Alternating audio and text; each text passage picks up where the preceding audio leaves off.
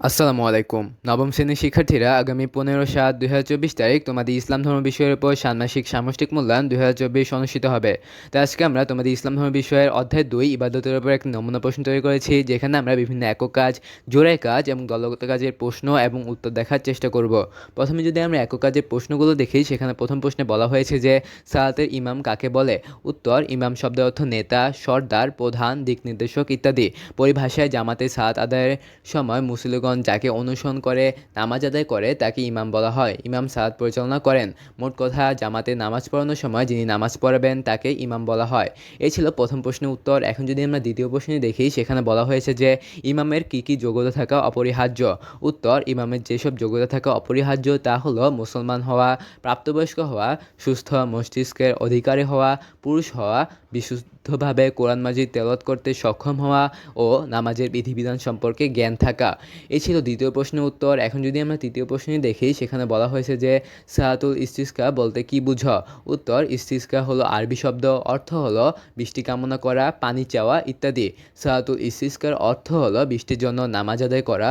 অনাবৃষ্টি ও প্রচণ্ড রোদের তাপমাত্রা বেড়ে গেলে এই নামাজটি আদায় করে দোয়ার কথা হাদিসে শরীফে এসেছে। এই ছিল তৃতীয় প্রশ্নের উত্তর এবং এই ছিল মূলত একক কাজগুলোর প্রশ্ন এবং উত্তর। এখন যদি আমরা জোড়ায় কাজগুলোর প্রশ্ন এবং উত্তর দেখি, সেখানে বলা হয়েছে যে সালাতের ধর্মীয় গুরুত্ব সম্পর্কে জোড়ায় আলোচনা করো এবং নিজ নিজ খাতায় লিখে রাখো। এখানে উত্তর দেওয়া হয়েছে যে একজন মুসলিমের দৈনন্দিন জীবনে সালাতের গুরুত্ব অপরিসীম। সালাত মানুষকে আল্লাহর নৈকট্য অর্জনে সহায়তা করে। এর মাধ্যমে বান্দা তার প্রভুর সান্নিধ্য লাভ করতে পারে। ঈমান মজবুত হয়, আত্মা পরিশুদ্ধ হয়, মানুষকে খুব সকালে ঘুম থেকে উঠতে অভ্যস্ত করে তোলে, যা স্বাস্থ্যের জন্য অত্যন্ত উপকারী।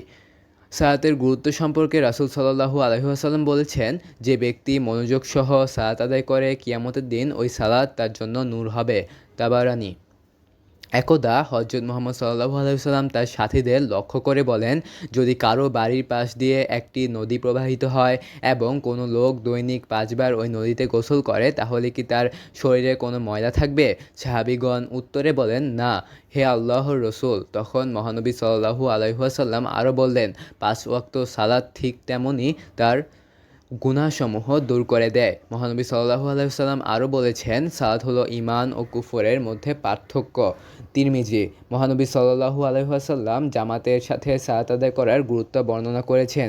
তিনি বলেন, জামাতের সালাত আদায় করলে একাকী আদায় করার চাইতে 27 গুণ বেশি সওয়াব পাওয়া যায়। বুখারী ও মুসলিম। এই ছিল প্রথম প্রশ্নের উত্তর। এখন যদি আমরা দ্বিতীয় প্রশ্নে দেখি, সেখানে বলা হয়েছে যে সালাতের সামাজিক গুরুত্ব সম্পর্কে জোরে আলোচনা করো।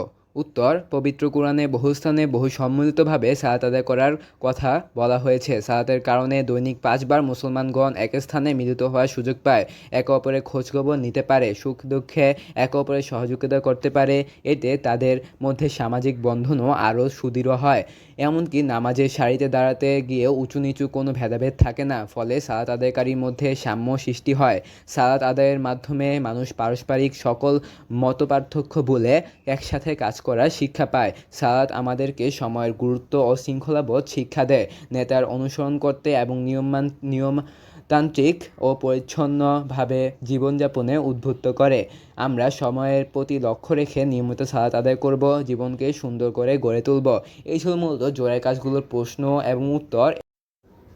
এখন যদি আমরা দলীয় কাজের প্রশ্নগুলো দেখি, সেখানে প্রথম প্রশ্নে বলা হয়েছে যে ইস্তিসকা নামাজ আদায়ের নিয়মগুলো দলগতভাবে আলোচনা করো এবং উপস্থাপনা করো। উত্তর হচ্ছে, ইস্তিসকা নামাজের নিয়ম হলো নির্দিষ্ট দিনে এলাকার মুসলিমরা খোলা মাঠে একত্র হবেন এবং তারপর ঈদের নামাজের ন্যায় আজান ও একামত ব্যতীত জোরে কিরাতের সঙ্গে নামাজে বা জামাতে 2 রাকাত নামাজ পড়বেন।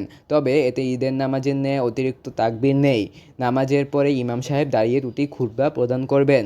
এই ছিল মূলত আজকের নমুনা প্রশ্নের উত্তর।